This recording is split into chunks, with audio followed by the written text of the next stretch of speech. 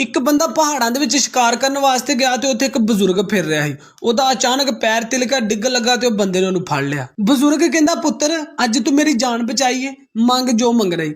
ਕਹਿੰਦਾ, ਬਾਬਾ ਜੀ ਅੱਲਾ ਦਾ ਦਿੱਤਾ ਮੇਰੇ ਕੋਲ ਸਾਰਾ ਕੁਝ ਹੈ, ਮੈਂ ਕੁਝ ਨਹੀਂ ਲੈਣਾ।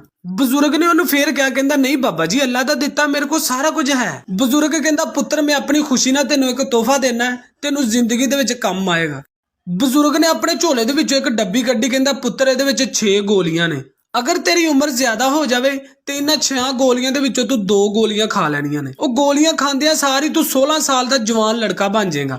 ਜੇ ਤੂੰ 4 ਗੋਲੀਆਂ ਇਕੱਠੀਆਂ ਹੀ ਖਾ ਲੀਆਂ ਫਿਰ ਤੂੰ 6 ਮਹੀਨਿਆਂ ਦਾ ਛੋਟਾ ਜਿਹਾ ਬੱਚਾ ਬਣ ਜਾਏਗਾ। ਉਹ ਗੋਲੀਆਂ ਲੈ ਕੇ ਬੜਾ ਖੁਸ਼ ਹੋਇਆ, ਉਹਨੇ ਬਾਬੇ ਦਾ ਸ਼ੁਕਰੀਆ ਅਦਾ ਕੀਤਾ ਤੇ ਚਲਾ ਗਿਆ। ਉਹ ਸ਼ਿਕਾਰ ਕਰਕੇ ਆ ਕੇ ਦਰਖਤ ਦੇ ਥੱਲੇ ਬਹਿ ਗਿਆ। ਉਹਨੇ ਸੋਚਿਆ, ਕਹਿੰਦਾ ਯਾਰ ਜੇ ਮੈਂ ਗੋਲੀਆਂ ਆਪਣੇ ਕੋਲ ਰੱਖੀਆਂ ਇਹ ਤੇ ਖਰਾਬ ਹੋ ਜਾਣੀਆਂ ਨੇ, ਮੈਂ ਆਪਣੇ ਘਰ ਭੇਜ ਦਿੰਦਾ। ਉਹਨੇ ਉਹ ਗੋਲੀਆਂ ਦੀ ਡੱਬੀ ਆਪਣੇ ਘਰ ਭੇਜ ਦਿੱਤੀ ਤੇ ਨਾਲ ਲਿਖ ਦਿੱਤਾ, ਮਾਂ ਜੀ ਇਹ ਗੋਲੀਆਂ ਬਹੁਤ ਜ਼ਿਆਦਾ ਕੀਮਤੀ ਨੇ, ਇਹਨਾਂ ਨੂੰ ਸੰਭਾਲ ਕੇ ਰੱਖਿਓ, ਕਿਤੇ ਗਵਾ ਨਾ ਦਿਓ। ਕੁਛ ਚਿਰ ਬਾਅਦ ਉਹ ਬੰਦਾ ਸ਼ਿਕਾਰ ਕਰਕੇ ਆਪਣੇ ਘਰ ਗਿਆ ਤੇ ਉਹਨੇ ਘਰ ਦਾ ਦਰਵਾਜ਼ਾ ਖੜਕਾਇਆ। ਇੱਕ 16 ਸਾਲ ਦੀ ਯੰਗ ਲੜਕੀ ਜਿਹਨੇ ਹੱਥ ਦੇ ਵਿੱਚ ਛੋਟਾ ਜਿਹਾ ਬੱਚਾ ਫੜਿਆ ਸੀ, ਉਹਨੇ ਦਰਵਾਜ਼ਾ ਖੋਲ੍ਹਿਆ।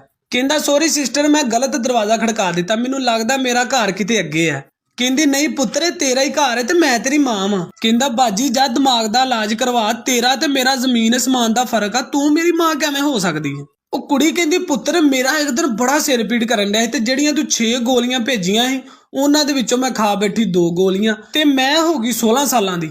ਉਹ ਬੰਦਾ ਕਹਿੰਦਾ, ਉਹ ਗੱਲ ਤੇ ਤੇਰੀ ਠੀਕ ਹੈ ਤੇ ਆ ਹੱਥ ਦੇ ਵਿੱਚ ਬੱਚਾ ਕੌਣ ਹੈ। ਕਹਿੰਦੀ, ਇਹ ਤੇਰਾ ਪਿਓ ਹੀ ਤੇ ਬੜਾ ਤੱਤਾ ਬਣਦਾ ਹੈ, 4 ਦੀਆਂ 4 ਇਕੱਠੀਆਂ ਖਾ ਗਿਆ, ਆ ਬੈਠਾ ਹੀ ਝੋਲੀ ਦੇ ਵਿੱਚ ਕਾਕਾ ਬਣ ਕੇ।